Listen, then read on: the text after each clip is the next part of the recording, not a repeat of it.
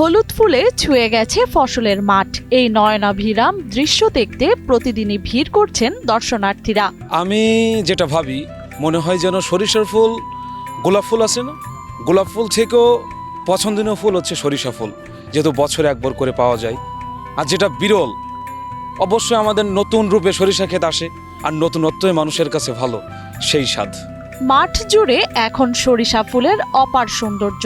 মৌমাছির গুনগুন শব্দে মধু সংগ্রহ আর এক ফুল থেকে আরেক ফুলে উড়ে বেড়ানো প্রজাপতি, সব মিলিয়ে সরিষা ক্ষেত যেন প্রকৃতির এক মনোমুগ্ধকর ক্যানভাস। সরিষা ফুল এত সুন্দর একটি ফুল, মনোমুগ্ধকর।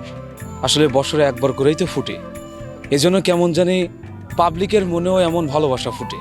নারায়ণগঞ্জের বন্দর উপজেলার ধামগড় ইউনিয়নের বিভিন্ন গ্রামে এখন চোখে পড়ে এক অনন্য দৃশ্য।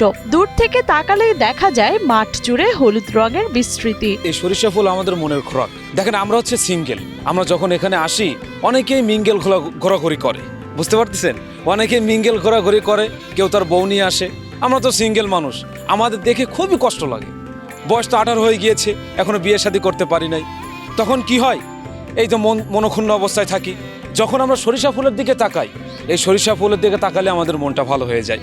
এই হচ্ছে আমাদের মনের খোরাক, হচ্ছে সরিষার ফুল। শহরের যান্ত্রিক কোলাহল থেকে মুক্তি পেতে একটু শান্তির খোঁজে দূর দূরান্ত থেকে মানুষ ছুটে আসছেন এই গ্রামীণ পরিবেশে। নীল আকাশের নিচে হলুদ ফুলে ঢাকা মাঠ দর্শনার্থীদের মনকে প্রফুল্ল করে তুলছে। প্রতি বছরই সরিষা মৌসুমে শত শত দর্শনার্থী ভিড় করেন এসব মাঠে। কেউ ছবি তুলছেন, কেউ আবার সেলফিতে ব্যস্ত। আসলে এই জায়গাটা অনেক সুন্দর, মনোরম পরিবেশ, দেখতে অনেক ভালোই লাগে। অনেক মানুষই আসে এখানে ঘুরতে। আপনারা চাইলেও আসতে পারেন, এত সুন্দর একটি পরিবেশে ঘুরতে আসতে পারেন। শহরে এই সরিষা ক্ষেত দেখা যায় না, শহরে তো সব বড় বড় দালান কোঠা হয়ে গিয়েছে। আমাদের গ্রামের পাশে, আমাদের বাসা এখানে, আমাদের গ্রামের পাশে অনেক ভালো সরিষা হয়েছে এবার আলহামদুলিল্লাহ। এখানে অনেক সুন্দর সুন্দর ফুল হয়েছে, সরিষা ফুল দেখতে ভালো, ছবি তুলতে ভালো। এই দূর দূরান্ত থেকে অনেক মানুষ আসে ছবি তুলতে। তবে ছবি তুলতে গিয়ে ক্ষেতের ভেতরে ঢুকে পড়ায় ফসলের ক্ষতির মুখে পড়ছেন কৃষকরা। ফসল রক্ষায় তাই অনেক কৃষককে ক্ষেতের পাশে দাঁড়িয়ে পাহারা দিতে দেখা যায়। দর্শনার্থীদের পায়ের নিচে পিষ্ট হয়ে কচি সরিষা গাছ নষ্ট হলেও দর্শনার্থীদের আনন্দ উচ্ছ্বাস দেখে আরএফএল এসডব্লিউআর পাইপই মাপে যা বলে তাই দেয়।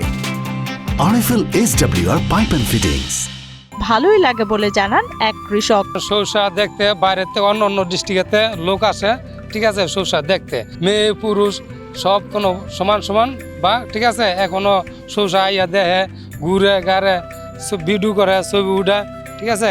ওদের এই সরিষার ফুলটা অনেক গ্যারান, অনেক সুস্বাদু, অনেক মানে একেবারে সৌন্দর্য দেখা যায়। এই জন্য অনেক লোকজন আয়। এদিকে সময় মতো কৃষি অফিস থেকে সার ও বীজ দেওয়া হয়েছে।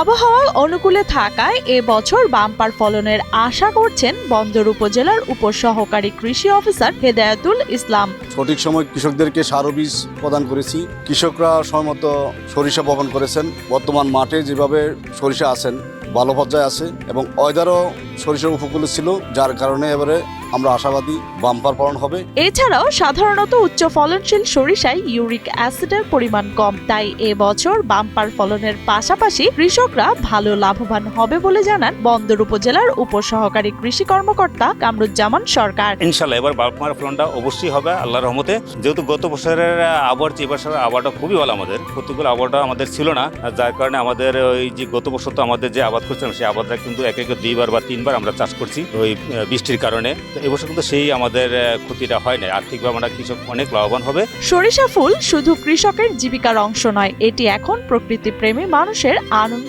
আর সৌন্দর্যের প্রতীক হয়ে উঠেছে। গ্রামটা অনেক ভালো লাগে, প্রাকৃতিক সৌন্দর্য, এই কারণে এই বিকালে আমরা সব প্রতিনিয়তই ঘুরতে আসি।